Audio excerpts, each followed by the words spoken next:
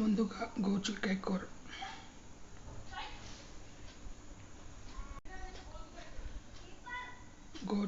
కూర నువ్వులతో.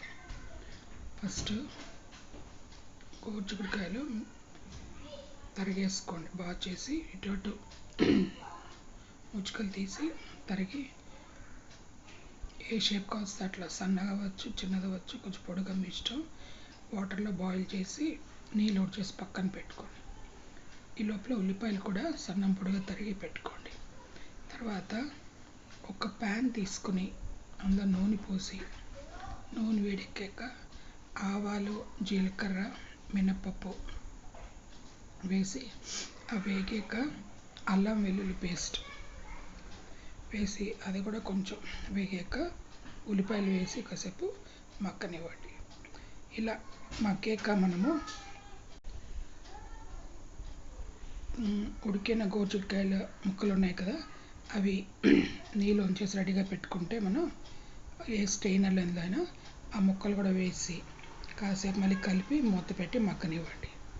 ఇట్లా అయ్యాక కొంచెం ఉప్పు, తర్వాత పసుపు వేసేసి మళ్ళీ కాసేపు మగ్గనివ్వండి. సో ఇప్పటికి మనం ఏం వేసాం? ఆవాలు, జీలకర్ర, మినపప్పు నూనె వేగాక. తర్వాత ఏం చేసాం? ఉల్లిపాయలు వేసాం, అలాగే జింజర్ గార్లిక్ పేస్ట్ కూడా వేసాం. సో ఇవన్నీ అయిపోయాక ఏం చేసామంటే, మనం ముందుగా తరిగి పెట్టుకుని బాయిల్ చేసుకున్న గోరుచిక్కుడు ముక్కలు వేసి బాగా కలిపి మళ్ళీ మగ్గనివ్వాలి. ప్యాన్లో మూత పెడుతూ ఉండండి, మంచిగా అవుతుంది.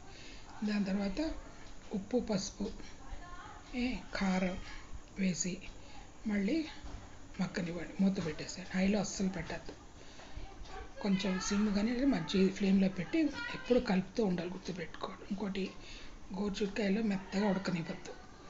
ఎప్పుడైనా సరే మనం గోరుచిక్కుడుకాయలని కొంచెం ఇలా కరకనట్టు ఉంటేనే రుచిగా ఉంటుంది అన్నమాట. సాఫ్ట్ అయిపోతే ఆ టేస్ట్ బాగుంటుంది, పేస్ట్ అయిపోతుంది ఇట్లాంటి ఫ్రై కర్రీస్.